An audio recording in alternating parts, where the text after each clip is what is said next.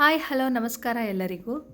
ಇವತ್ತು ಗಣೇಶನಿಗೆ ಪ್ರಿಯವಾದ ಮೋದಕ ಮಾಡೋದು ಹೇಗೆ ಅಂತ ನೋಡ್ಕೊಳ್ಳೋಣ. ಸುಮಾರು ವಿಧದಲ್ಲಿ ಮಾಡ್ತಾರೆ ಮೋದಕನ. ನಾನಿವತ್ತು ಕರೆದು ಮಾಡೋದನ್ನು ತೋರಿಸ್ತಾ ಇದ್ದೀನಿ. ಮೊದಲಿಗೆ ಕಣಕ ರೆಡಿ ಮಾಡ್ಕೊಳ್ಳೋಣ. ಅದಕ್ಕೆ ಚಿರೋಟಿ ರವೆ ತೊಗೋತಾ ಇದ್ದೀನಿ 1 ಕಪ್ಪಷ್ಟು. ಅದ್ರ ಜೊತೆಗೆ 2 ಟೇಬಲ್ ಸ್ಪೂನಷ್ಟು ಮೈದಾ ಸೇರಿಸ್ಕೊತಾ ಇದ್ದೀನಿ. ಸ್ವಲ್ಪ ಉಪ್ಪು ಮತ್ತು 2 ಟೇಬಲ್ ಸ್ಪೂನಷ್ಟು ತುಪ್ಪ ಹಾಕ್ಕೊಂಡು ಕಲಿಸ್ಕೋಬೇಕು. ತುಪ್ಪದ ಬದಲಾಗಿ ಎಣ್ಣೆ ಬೇಕಾದ್ರೂ ಯೂಸ್ ಮಾಡ್ಕೋಬೋದು. ಮೊದಲಿಗೆ ಹಾಗೆ ಕಲಿಸ್ಕೊಂಡು ನಂತರ ಸ್ವಲ್ಪ ನೀರು ಹಾಕ್ಕೊಂಡು ಕಲಿಸ್ಕೋಬೇಕು. ಚಪಾತಿ ಹಿಟ್ಟು ಕಲಿಸ್ತೀವಲ್ವ, ಅದಕ್ಕಿಂತ ಮೆತ್ತಗೆ ಕಲಿಸ್ಕೋಬೇಕು. ರವೆ ಉಪಯೋಗಿಸಿರೋದ್ರಿಂದ ನೆಂದ ಮೇಲೆ ಗಟ್ಟಿ ಆಗುತ್ತೆ, ಹಾಗಾಗಿ ಸ್ವಲ್ಪ ಮೆತ್ತಗೆ ಕಲಸಿಟ್ಕೋಬೇಕು. ಅರ್ಜೆಂಟಿಗೆ ಮಾಡ್ಕೊಳ್ಳೋದಾದರೆ ಬರೀ ಮೈದಾ ಹಿಟ್ಟನ್ನೇ ಕಲಿಸ್ಬಿಟ್ಟು ಮಾಡ್ಕೋಬೋದು. 1-2 ಸ್ಪೂನಷ್ಟು ರವೆ ಹಾಕ್ಕೊಂಡು. ಟೈಮ್ ಇದೆ ಅನ್ನೋದಾದರೆ ಈ ಥರ ರವಾದಲ್ಲೇ ಮಾಡಿಕೊಂಡ್ರೆ ಕ್ರಿಸ್ಪಿಯಾಗಿ ಚೆನ್ನಾಗಿ ಬರುತ್ತೆ. ಕಲಸಿದ್ದಾಗಿದೆ. ಇದು ನೆನೆಯೋದಕ್ಕೆ 2 ಅವರ್ಸ್ ಆದ್ರೂ ಬಿಡಬೇಕು. ಅಷ್ಟರಲ್ಲಿ ಹೂರಣ ರೆಡಿ ಮಾಡ್ಕೊಳ್ಳೋಣ. ಒಳಗಡೆ ಫಿಲ್ ಮಾಡೋದಕ್ಕೆ ಒಂದು ಪ್ಯಾನ್ನ ಬಿಸಿಗಿಟ್ಟು ಅದಕ್ಕೆ 2 ಸ್ಪೂನಷ್ಟು ತುಪ್ಪ ಹಾಕ್ಕೋತಾ ಇದ್ದೀನಿ. ಎಣ್ಣೆ ಬೇಕಾದ್ರೂ ಹಾಕ್ಕೋಬೋದು. ತುಪ್ಪ ಬಿಸಿ ಆದಮೇಲೆ 1 ಕಪ್ಪಷ್ಟು ಕಾಯಿ ತುರಿ ಹಾಕ್ಕೋತಾ ಇದ್ದೀನಿ. ನೀರಿನ ಅಂಶ ಹೋಗೋವರೆಗೂ ಫ್ರೈ ಮಾಡ್ಕೋಬೇಕು.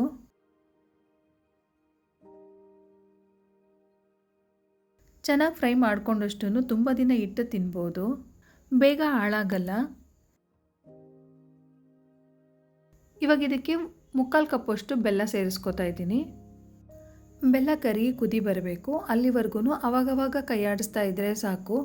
ಕಂಟಿನ್ಯೂಸ್ ಆಗಿ ಏನು ತಿರುಗಿಸೋದು ಬೇಡ.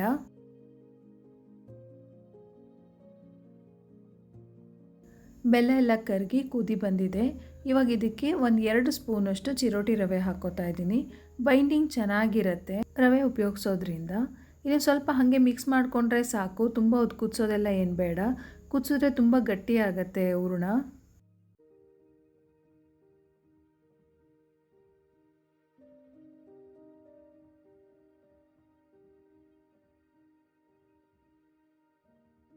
ಇವಾಗ ಇದಕ್ಕೆ 1/4 ಸ್ಪೂನಷ್ಟು ಏಲಕ್ಕಿ ಪುಡಿ ಹಾಕ್ಕೋತಾ ಇದ್ದೀನಿ.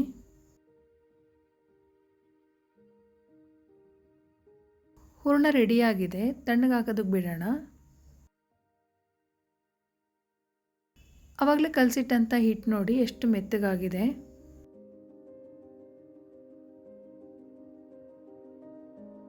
ಇವಾಗ ಸ್ವಲ್ಪ ಹಿಟ್ಟನ್ನ ತಗೊಂಡು ಲಟ್ಟಿಸ್ಕೊಳ್ಳೋಣ. ನಿಮ್ಗೆ ಯಾವ ಸೈಜಿಗೆ ಬೇಕೋ ಆ ಸೈಜ್ ನೋಡಿಕೊಂಡು ಹಿಟ್ಟು ತಗೊಂಡು ಲಟ್ಟಿಸ್ಕೋಬೇಕು. ಅಥವಾ ಪ್ರೆಸ್ಸರಲ್ಲಿ ಬೇಕಾದ್ರೂ ಮಾಡ್ಕೋಬೋದು.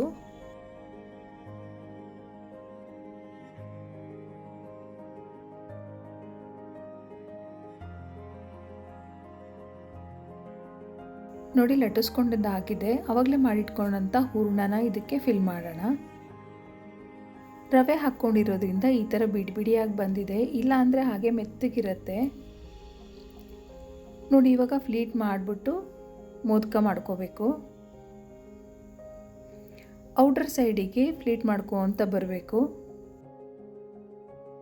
ನೋಡಿ. ಹೀಗೆ ಬಂದಿದೆ. ನೀವು ಮೌಲ್ಡ್ ಬೇಕಾದರೂ ಯೂಸ್ ಮಾಡಿಕೊಂಡು ಶೇಪ್ ಮಾಡ್ಕೋಬೋದು.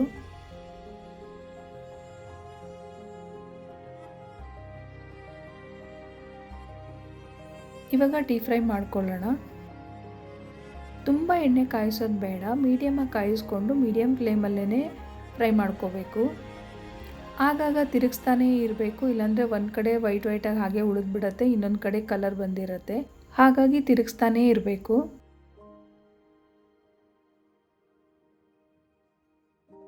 ನೋಡಿ ಚೆನ್ನಾಗಿ ಕಲರ್ ಬರ್ತಾ ಇದೆ.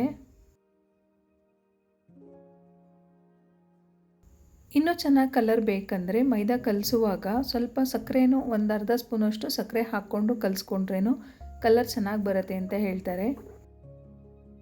ಫ್ರೈ ಮಾಡ್ಕೊಂಡಿದ್ದಾಗಿದೆ. ಹೊರಗಡೆ ತೆಕ್ಕೊಳ್ಳೋಣ.